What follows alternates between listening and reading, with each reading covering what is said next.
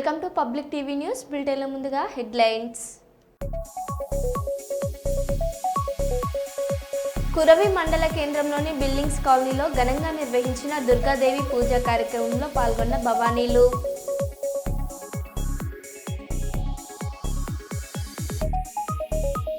కర్నూలులో మొట్టమొదటి luxury exhibition ప్రారంభం.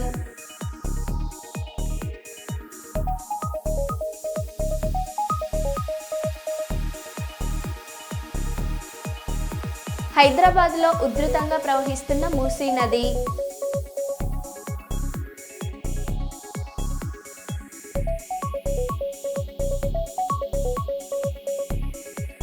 మంత్రి జూపల్లి ఇలాకాలో హైడ్రా తరహా కూల్చివేతలు.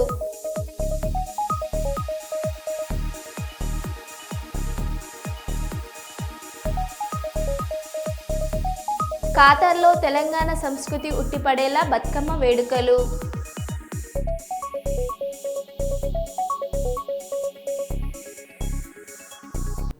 ఎక్కడైనా పరిశ్రమలు పెట్టినా అక్కడ చిన్న చిన్న గుండాలు ఆకు రౌడీలు మామూలు ఇవ్వాలని బెదిరిస్తారు. కానీ తెలంగాణలో పరిస్థితి అంతా దారుణంగా మారింది. ముఖ్యమంత్రి రేవంత్ రెడ్డి స్వయంగా బెదిరించే స్థాయికి వచ్చారని టీఆర్ఎస్ ఎమ్మెల్యే కేటీఆర్ విమర్శించారు. హైదరాబాద్లో ఫ్రీ బస్ సౌకర్యం వల్ల మెట్రోకు నష్టం వస్తుందని ఎల్ఐన్టీ సిపిఓ అభిప్రాయం వ్యక్తం చేసినందుకు ఆయనను వెంటనే జైలుకు పంపండని రేవంత్ రెడ్డి ఆదేశించడం దారుణమని ఆయన అన్నారు. ఎవరినైనా ప్రశ్నిస్తే జైల్లో వేస్తానని డాగులు వేస్తూ రేవంత్ రెడ్డి నియంతలా ఉత్తర కొరియా పొట్టోడిలా వ్యవహరిస్తున్నాడని కేటీఆర్ తీవ్ర స్థాయిలో విమర్శించారు. మళ్ళేం భయం కూడా లేదు, సిగ్గుపడు కూడా లేదు. నిస్సిగ్గుగా ఎల్ఎన్టీ సిఎఫ్ఓని తీసుకుపోయి జైలు లేమని చెప్పిన నేను. శంకర్ రామన్ అనే ఒక సిఎఫ్ఓ గారు ఎల్ఎన్టీ ఏమన్నాడు? ఆయన పాపం ఫ్రీ బస్సు పెట్టినరు, కానీ మాకొచ్చే నష్టాల గురించి ఆలోచన చేయలేదు. మాది పీపీపీలో ఉన్నది. పీపీపీ అంటే పబ్లిక్ ప్రైవేట్ పార్ట్నర్షిప్. మేము పెట్టుబడి పెట్టినాం ఇలా. మరి హైదరాబాద్లో ఫ్రీ బస్సు పెడితే మాకు కొంత నష్టం వస్తుంది కదా, మరి మమ్మల్ని కూడా చూసుకోవాలి కదా అన్నట్టు ఏదో అన్నాడు ఆయన. ఏమన్నా జైలు వేయండి, వాడిని జైలు వేయండి అంటే ఏంది? నువ్వేమన్నా నియంతవా? నువ్వు ఇడీ అమీన్వా? లేకపోతే నువ్వేమన్నా ఆయన నార్త్ కొరియాలో ఉంటాడు ఒక ఆయన పుట్ట ఆయన పేరుందా కిమ్ గాయనవా? ఎవరు పోయి నువ్వు అసలు ఎవరు పడితే వాళ్ళని జైలు వేస్తావా నువ్వు? ఇంత అన్యాయం, ఇంత అరాచకం ఎట్లా కనబడుతుంది నీకు? అర్థం కాదు. అంతంత పెద్ద పెద్ద సంస్థలు ఊకుంటాయి అనుకుంటున్నావా? వాళ్ళకేం వేరే మార్గాలు లేవా? అంటే నీ ఇష్టం ఉన్నట్టు మాట్లాడతా, నీ అహంకారపూరితంగా ఎవరిని పడితే వాళ్ళని జైలు వేస్తా, ఇంత అన్యాయమా? ఇంకొక దారుణమైన మాట ఏంటంటే, నేను చేసిన పథకాన్ని తప్పు పడతావా గంతోళ్ళ మీరు అన్నట్టు జైలు వేస్తా అంటే మీ తప్పులు ఎత్తి చూపితే జైలు వేసేస్తారా మీరు? ఇంత అరాచకమా? సమస్యను సామరస్యంగా ముఖ్యమంత్రి అంటే ఆయన పరిష్కరించాలి. వార్నింగ్లు ఇచ్చుడు, డాగేసుడు, కచ్చా డాగులేసుడు, ఉంటావా పోతావా అని ఇంకా బెదిరించుడు. ఇంకో పేపర్లో చూపెడతానండి మీకు కావాలంటే. ఓ స్పీచ్లో చెప్తున్నాడు ముఖ్యమంత్రి. ఎల్ఎన్టీకి కేసీఆర్ అంటే కేటీఆర్ అంటే ఇష్టం ఉండొచ్చు, కానీ ఇప్పుడు ముఖ్యమంత్రి రేవంత్ రెడ్డి యాద పెట్టుకోండి అంటే ఇక ఓపెన్ దాదాగిరి. వాళ్ళేమైనా మా చుట్టాలా? వాళ్ళకేమైనా మాకు వ్యాపార భాగస్వామ్యం ఉందా? ఎల్ఎన్టీకి నేను కేసీఆర్ గారు ఎందుకు ఇష్టం ఉంటామండి? నాకు అర్థం కాదు. ఆయన తిక్కలోడు కానీ వాళ్ళ మీద డాగేసుడు. మహబూబాబాద్ జిల్లా కురవి మండల కేంద్రంలోని బిల్డింగ్స్ కాలనీలో ఘనంగా నిర్వహించిన దుర్గాదేవి పూజా కార్యక్రమంలో పాల్గొన్న భవానీలు.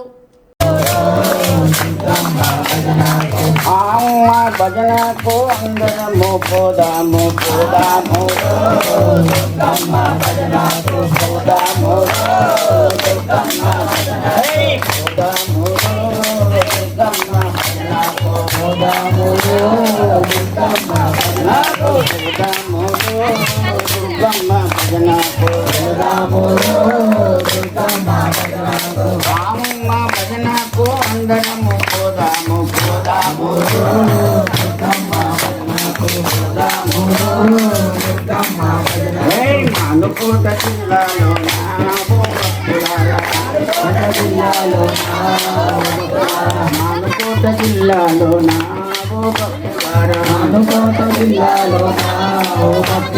కొన్ని మండలంలో బిల్డింగు కాలనీలో బిల్డింగు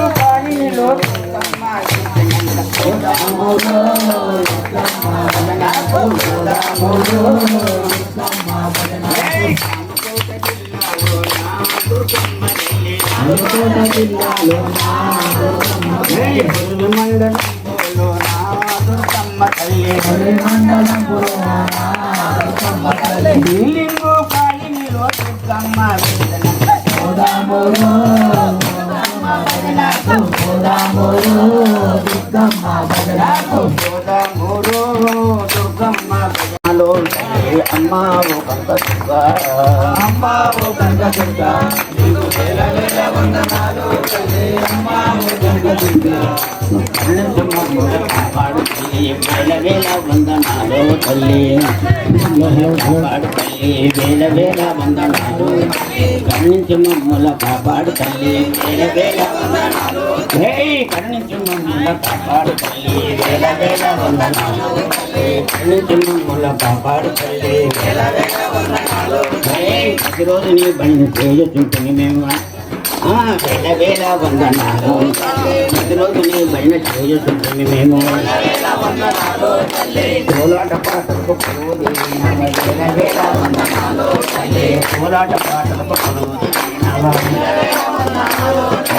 అన్నదానం మేము చేయుతుంటాం తల్లి వేల వేల వందనాలు అన్నదానము మేము చేయుతుంటాము ఆరోగ్యము కాపాడు తల్లి వందనాలు అమ్మ నీకు వేల వేల వందనాలు తల్లి అమ్మ ఓ కనక Durga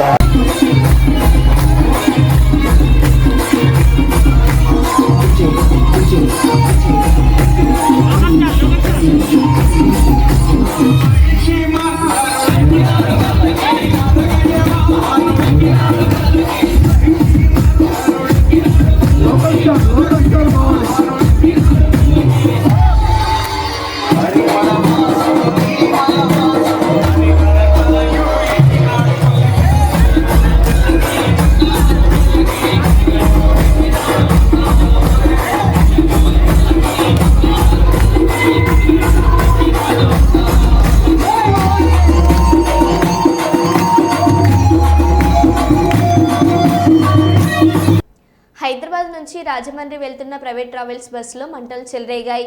SR Nagar metro station వద్ద బస్సు ఆగిపోవడంతో ఇంజిన్ స్టార్ట్ చేసేందుకు డ్రైవర్ ప్రయత్నించగా బస్సులో నుంచి పొగలు ప్రారంభమై మంటలు అంటుకుంటున్నాయి. అప్రమత్తమైన డ్రైవర్ ప్రయాణికులను వెంటనే కిందికి దింపడంతో ప్రమాదం తప్పింది. సెల్ఫ్ మోటార్కి బ్యాటరీకి కనెక్ట్ చేసిన వైర్లో షార్ట్ సర్క్యూట్ కారణంగా అగ్ని ప్రమాదం జరిగినట్టుగా ప్రాథమికంగా నిర్ధారించారు. కాగా ప్రయాణికుల లగేజ్ పలు వస్తువులు మంటల్లో కాలిపోయినట్లు తెలుస్తుంది.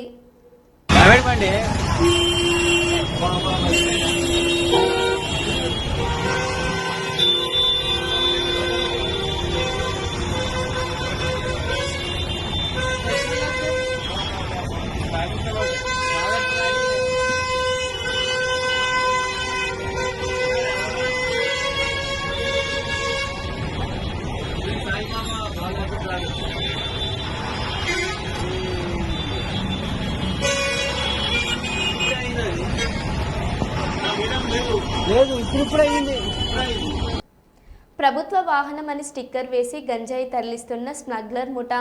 కాకినాడలో టోల్గేట్ సిబ్బందిని ఢీకొడుతూ వెళ్లిన కారు. గంజాయి తరలిస్తున్న ముఠాగా అనుమానిస్తున్న పోలీసులు.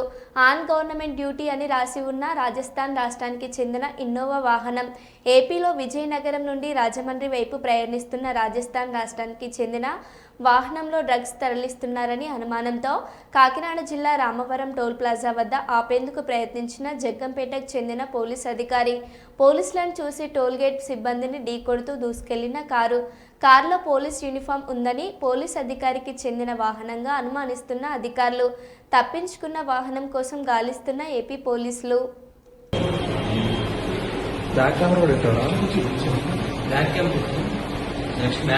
అదే ఎన్ని వీడియోలు కనిపిస్తే చేసే పంపించే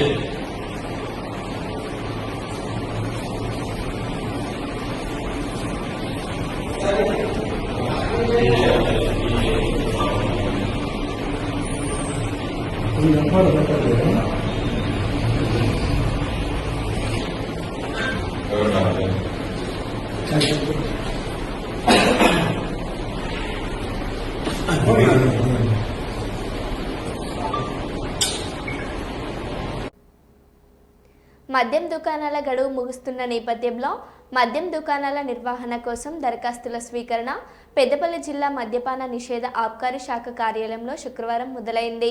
జిల్లా ప్రొబేషనరీ అండ్ ఎక్సైజ్ అధికారి మహిపాల్ రెడ్డి మాట్లాడుతూ అక్టోబర్ 18 వరకు దరఖాస్తులు స్వీకరిస్తామని, అనంతరం 23న జిల్లా కలెక్టర్ సమక్షంలో లక్కీ డ్రా ద్వారా దుకాణాలను కేటాయిస్తామని, పెద్దపల్లి జిల్లా వ్యాప్తంగా ఉన్న 74 మద్యం దుకాణాల నిర్వహణ కోసం 15% గౌడ సామాజిక వర్గానికి, 10% ఎస్సీలకు, 5% ఎస్టీలకు మద్యం దుకాణాలకు రిజర్వేషన్ కల్పిస్తూ గతంలో 2 లక్షలు ఉన్న లైసెన్స్ ఫీజును 3 లక్షలకు రాష్ట్ర ప్రభుత్వం పెంచిందని తెలిపారు. శుక్రవారం పెద్దపల్లి జిల్లా వ్యాప్తంగా 5 అప్లికేషన్లను అందుకున్నామని తెలిపారు. గతంలో మాదిరిగానే లక్కీ డ్రా ద్వారా పారదర్శకంగా షాపుల కేటాయింపు జరుగుతుందని జిల్లా probationary excise officer Mahipal Reddy తెలిపారు. ఇప్పుడు డిసెంబర్ 1 నుంచి అంటే 25 డిసెంబర్ 1 నుంచి 27 నవంబర్ 30th వరకు నోటిఫై చేస్తున్నాం షాప్స్. అయితే పెద్దపల్లి జిల్లాకు సంబంధించి ఇంతకుముందు 77 షాపులు ఉండేవి. రామగుండంలో కొంచెం ఎక్కువ షాప్స్ ఉన్నాయనే ఉద్దేశంతో కమిషనర్ గారు ఎక్కడైతే సేల్స్ ఎక్కువ ఉన్నాయో అక్కడికి ట్రాన్స్ఫర్ చేసి ఒక 3 షాపులు తీసాం. కాబట్టి మనకి ఇప్పుడు జిల్లాలో మొత్తం 74 షాపులు ఉన్నాయన్నట్టు. అయితే దీనికి ఈ రోజు నుంచి 26 తారీఖు నుంచి 18 తారీఖు వరకు అప్లికేషన్స్ రిసీవ్ చేసుకుంటాం. 18 తారీఖు తర్వాత 23 తారీఖు నాడు లాటరీ కండక్ట్ చేస్తాడు, కలెక్టర్ సమక్షంలో జరుగుతుంది. 25 నాడు నిన్న అయిపోయింది మన రిజర్వేషన్స్. మన జిల్లాకు సంబంధించి 13 ఏమో గౌడ్స్కు, 8 ఏమో ఎస్సీ వాళ్ళకు రిజర్వ్ అయి ఉన్నాయి. అది కలెక్టర్ గారు లాటరీ పద్ధతి ద్వారా తీసి అది ఫైనలైజ్ చేసేసాడు. మన గెజిట్లో అవి పొందపరిచాము. పేమెంట్ వీళ్ళు ఇమీడియట్గా 23 తారీఖు నాడు 23 తారీఖు పేమెంట్ చేశారు ఫస్ట్ ఇన్స్టాల్మెంట్. షాప్స్ 1-12 నుంచి స్టార్ట్ అవుతాయి. తర్వాత ఇప్పుడు మెయిన్ ఏంటంటే A4 షాప్కి ఎవరైతే అప్లై చేసుకుంటారో వాళ్ళకు 3 ఫోటోలు ఉండాలి కంపల్సరీ. తర్వాత వీళ్ళ ఎలిజిబిలిటీ ఏంటంటే 21 సంవత్సరాల కంటే 21 సంవత్సరాలు నిండి ఉండాలి. ఎక్సైజ్ యాక్ట్ కింద ఎట్లాంటి కన్విక్షన్ ఉండకూడదు, ఎక్సైజ్ రెవెన్యూలో డిఫాల్టర్ కాకూడదు, ఇన్సాల్వెంట్ బై కాంపిటెంట్ కోర్టు ఏదైనా ఇన్సాల్వెన్సీ కూడా ఉండకూడదు ఇవన్నీ. తర్వాత ప్రతి అప్లికేషన్కు నాన్ రిఫండబుల్ 3 lakhs డీడీ కానీ చాలన్ కానీ డైరెక్ట్గా కట్టచ్చు అన్నట్టు. 3 colour photos both applicant and authorised, అంటే ఆ రోజు ఎవరన్నా వేరే వాళ్ళు వస్తే కూడా వాళ్ళ పేరు మీద కూడా మేము పాస్ ఇస్తాం అన్నట్టు. 3 ఇది చేయాలి. సెల్ఫ్ సర్టిఫైడ్ ఆధార్ కార్డు కానీ పాన్ కార్డు కానీ పెట్టాలి కంపల్సరీ. ఇప్పుడు రిజర్వ్డ్ కేటగిరీలో అప్లై చేస్తే క్యాస్ట్ సర్టిఫికేట్ కంపల్సరీ పెట్టాలి, లేదా సెల్ఫ్ అటెస్టెడ్ పెట్టి ఇచ్చినా తీసుకుంటాం. కానీ 15-11-25 వరకు వాళ్ళు వ్యాలిడ్ సర్టిఫికేట్ సబ్మిట్ చేయాలి. లేకపోతే వాళ్ళ ఫస్ట్ ఇన్స్టాల్మెంట్ ఏదైతే కడతారో అది ఫోర్ఫిట్ చేస్తాము. తర్వాత వాళ్ళకి షాప్ కూడా క్యాన్సిల్ అవుతుంది. కాబట్టి ఒకవేళ ఇమీడియట్గా క్యాస్ట్ సర్టిఫికేట్ దొరకకపోతే సెల్ఫ్ అటెస్టేషన్ వాళ్ళు ఇవ్వచ్చు అప్లికేషన్. కానీ 15-11 వరకు సబ్మిట్ చేయాలి. ఒక్కరు ఎన్నైనా అప్లికేషన్ చేయొచ్చు, ఒక షాప్కే కాకుండా. ఎన్ని షాపులు 74 షాపులు ఉన్నాయి. మన 74 షాపులకు కూడా వేసుకోవచ్చు, ఎన్ని అప్లికేషన్లైనా వేసుకోవచ్చు. ఒకరు ఇంతకుముందు లేకుండా ఆ ప్రొవిజన్ ఈసారి అది కూడా పెట్టినాం అన్నట్టు. తర్వాత వీళ్ళంతా కూడా మన excise act rules, retail rules ప్రకారం షాపులు నడిపించాలి. రిజర్వేషన్ కింద 21 షాప్స్ అంటే 13 బీసీ, 13 గౌడ్స్, 8 ఎస్సీ. ఎస్టీకి లేవు మనకి. ఇది ఎందుకంటే స్టేట్ అనేది 5% తీసుకొని చేస్తారు అన్నట్టు. మన ఎస్టీ పాపులేషన్ లేదు కాబట్టి మనకి రాదు. ఓన్లీ ఎస్సీ అండ్ గౌడ్స్కే వచ్చింది. ఈ రోజు నుంచి స్టార్ట్ అయింది కదా సార్? ఈ రోజు నుంచి ఇప్పటికి ఇప్పుడు 5 అప్లికేషన్స్ రిసీవ్ చేసుకున్నాం ఈ రోజు ఇప్పుడే. ఇంతకుముందు ఈ రోజే స్టార్ట్ అయింది కాబట్టి 5 అప్లికేషన్స్ రిసీవ్ చేసుకున్నాం. సార్ లాస్ట్ టైం ఎన్ని వచ్చినాయి సార్ టోటల్? లాస్ట్ 2022 వచ్చినాయి లాస్ట్ టైం జిల్లా మొత్తం. ఇంతకుముందు 2 లక్షలు ఉండేది లాస్ట్ టైం. ఈసారి 74 అప్పుడు 77 ఉంటే ఇప్పుడు రామగుండంలో 3 షాపులు 27 ఉంటే 24 చేసినాం. కాబట్టి 74 షాపులు అయినాయి. మన జిల్లాలో 77 నుంచి 74 తగ్గించారు, వేరే జిల్లాలకు ట్రాన్స్ఫర్ చేసినారు. హైదరాబాద్ ముంపులో ఓఆర్ఆర్ సర్వీస్ రోడ్లు, హిమాయత్ సాగర్, ఉస్మాన్ సాగర్ గేట్లు ఎత్తివేయడంతో ఓఆర్ఆర్ సర్వీస్ రోడ్లు పూర్తిగా నీట మునిగాయి. ఈ కారణంగా ట్రాఫిక్ను మళ్లించి ప్రత్యామ్నాయ మార్గాలకు దారి మళ్లించారు.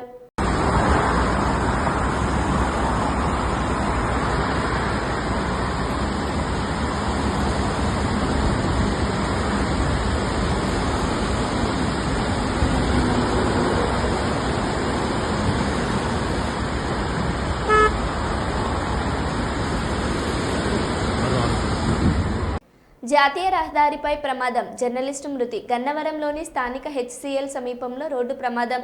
విజయవాడ నుండి ఏలూరు వైపు వెళ్లే రోడ్లో జరిగిన రోడ్డు ప్రమాదం. అతివేగంగా వెళ్తున్న లారీ ద్విచక్ర వాహనాన్ని వెనుక నుండి ఢీకొనడంతో ద్విచక్ర వాహనంపై ప్రయాణం చేస్తున్న సీనియర్ జర్నలిస్ట్ సంఘటన స్థలంలోనే మృతి. గత కొన్నేళ్లుగా ప్రజాశక్తి న్యూస్ పేపర్లో విధులు నిర్వహిస్తున్న గన్నవరం గ్రామానికి చెందిన జర్నలిస్ట్ శ్రీనివాసరావుగా గుర్తింపు. సంఘటన స్థలానికి చేరుకొని మృతదేహాన్ని పోస్టుమార్టం నిమిత్తం గన్నవరం ప్రభుత్వ ఆసుపత్రికి తరలించిన పోలీసులు.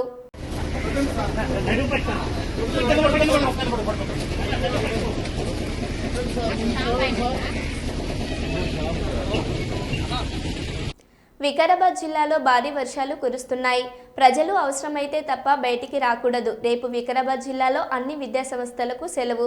పర్యాటకులు ఎవరు కూడా వికారాబాద్కు రాకూడదు. వికారాబాద్ జిల్లా కలెక్టర్ ప్రతీక్ జైన్ భారీగా వాగులు ప్రవహిస్తున్న నేపథ్యంలో ఎవరు కూడా వాగులు దాటే ప్రయత్నం చేయకూడదు. జిల్లాలో ప్రాజెక్ట్స్ దగ్గరికి ఎవరు కూడా వెళ్ళకూడదు. రెడ్ అలర్ట్ ఘోషిత చేయడం జరిగింది. సో భారీ వర్షం, అతి భారీ వర్షంకి ప్రొటెక్షన్ ఉంది మనకి రేపు వరకు. దయచేసి మనకి వీకెండ్ కూడా ఉంది, ఈరోజు ఫ్రైడే, సాటర్డే రాబోతుంది. సో దయచేసి హైదరాబాద్ ఎవరైనా టూరిస్ట్ వస్తూ అనుకుంటే దయచేసి మనము ఎవరిని అలౌ చేయము. Please be safe in your homes. మీరు మీ ఒంట్లో క్షేమంగా సేఫ్గా ఉండండి. అండ్ సిమిలర్గా మన వికారాబాద్ జిల్లా ప్రజలకి కూడా అందరికీ కోరుతున్నాము, మీకు అవసరం ఉంటే, అతి అవసరం ఉంటే మాత్రమే మీరు అప్పుడు మీ ఇంటి నుంచి బయట రండి. Otherwise please try to maintain in your homes also.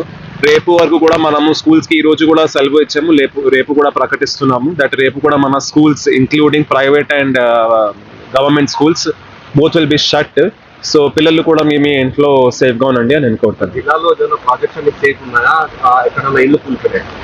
ఇప్పటి వరకు అయితే మనకి ఏం ఇన్ఫర్మేషన్ రాలేదు. There is no loss of property and life ఎక్కడైనా. కొన్ని పోల్ట్రీ దగ్గర మనకి డ్యామేజ్ అయినాయి, ఇది మూసి వికారాబాద్ మండల్లో.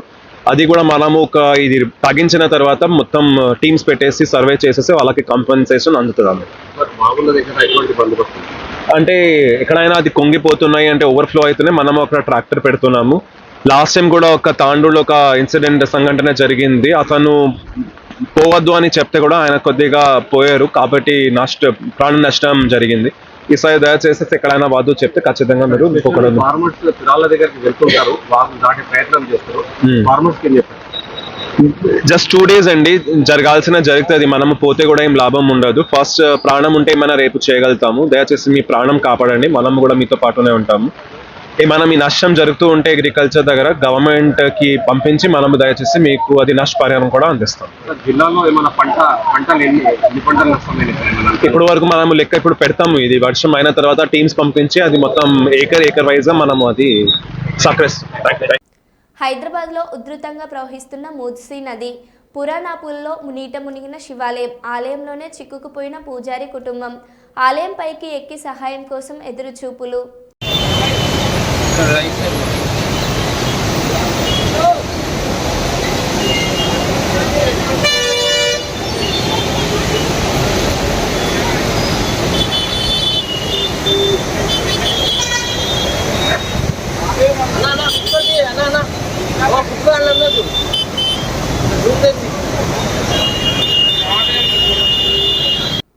ఎర్రవల్లి నివాసంలో BRS party working president KTR, party senior నేతలు, మాజీ మంత్రులు హరీష్ రావు, మహమూద్ అలీ, పద్మారావు గౌడ్, సబితా ఇంద్రారెడ్డిలతో సమావేశమైన పార్టీ అధినేత కేసీఆర్.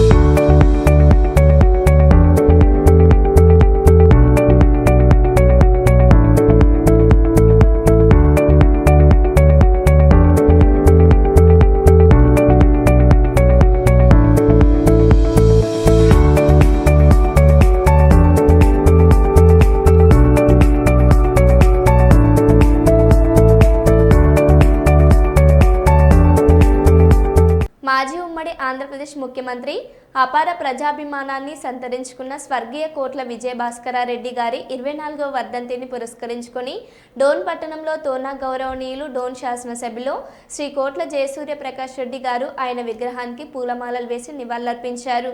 ఈ సందర్భంగా ఎమ్మెల్యే మాట్లాడుతూ కోట్ల విజయభాస్కర్ రెడ్డి గారి రాజకీయ పంత ప్రజల పట్ల ఆయనకున్న మమకారం, రాష్ట్రాభివృద్ధికి అందించిన సేవలను స్మరించుకుంటూ ఆయన ఆశయాలను సాకారం చేసేందుకు తాను కట్టుబడి ఉన్నానని స్పష్టం చేశారు. ఈ కార్యక్రమంలో పలువురు ప్రజాప్రతినిధులు, కూటమి నాయకులు, కార్యకర్తలు, అభిమానులు పాల్గొని నివాళులు అర్పించారు. కర్నూలు జిల్లా అభివృద్ధి మా లక్ష్యం. రాజకీయ నాయకులు పార్టీలను పక్కన పెట్టి కర్నూలు జిల్లా అభివృద్ధికి పాటుపడాలని న్యాయవాదులు లక్ష్మణ చంద్రుడు సుబ్బయ్యలు కోరారు. కర్నూలు నగరంలోని ధర్నా చౌక్లో హైకోర్టు సాధన సమితి ఏర్పాటు చేసిన నిరాహార దీక్షలో ప్రజా సంఘాల, రాజకీయ పార్టీ నాయకులు పాల్గొన్నారు. ఈ సందర్భంగా హైకోర్టు సాధన సమితి నాయకులు లక్ష్మణ చంద్రుడు సుబ్బయ్యలు మాట్లాడుతూ కర్నూలులో హైకోర్టు ఏర్పాటు కొరకు వైఎస్ఆర్సీపీ చెప్పిందని, కర్నూలులో హైకోర్టు బెంచ్ ఏర్పాటు చేస్తామని కూటమి ప్రభుత్వం చెప్పిందని తెలిపారు. కర్నూలు జిల్లా అభివృద్ధి కొరకు రాజకీయ నాయకులు పార్టీలను పక్కన పెట్టి పాటుపడాలని హితవు పలికారు. ఈరోజు మళ్ళీ అన్ని తీసుకుపోయి విజయాల్లో పెట్టడం, దాన్ని ఇంకా పునరుద్ధరితో ఉన్న ఆశలను ఈ 5 సంవత్సరాలను ముందుకు తీసుకోవడానికి వచ్చినటువంటి ఈ న్యాయవాదులందరూ కూడా మనస్ఫూర్తిగా నేను కృతజ్ఞత తెలియజేస్తా ఉన్నాను. రాబోయే రోజుల్లో కూడా ఏ ఉద్యమానికైనా మేము ముందుంటాం. ఈ కోరికలన్నీ సాధించడానికి వైఎస్ఆర్సీపీ ఆలోచన విధానం, తెలుగుదేశం పార్టీ కూటమి ప్రభుత్వం ఆలోచన విధానం, మరి వైఎస్ఆర్సీపీ మైండ్ సెట్ ఎట్లుందో ప్రజలందరూ ఈరోజు అంటే ఓట్లేది గెలిపించిన తర్వాత ఏరు దాటినాక చెప్పదగిలినట్టు ఆలోచన పక్కన పడేసి ఉన్నటువంటి మెడికల్ కాలేజీలు కూడా ప్రైవేట్ పరం. ఇంతకుముందు రాజధాని వచ్చినప్పుడు మళ్ళీ తరలించిపోతే మనకు మిగిలింది ఈ మెడికల్ కాలేజీ.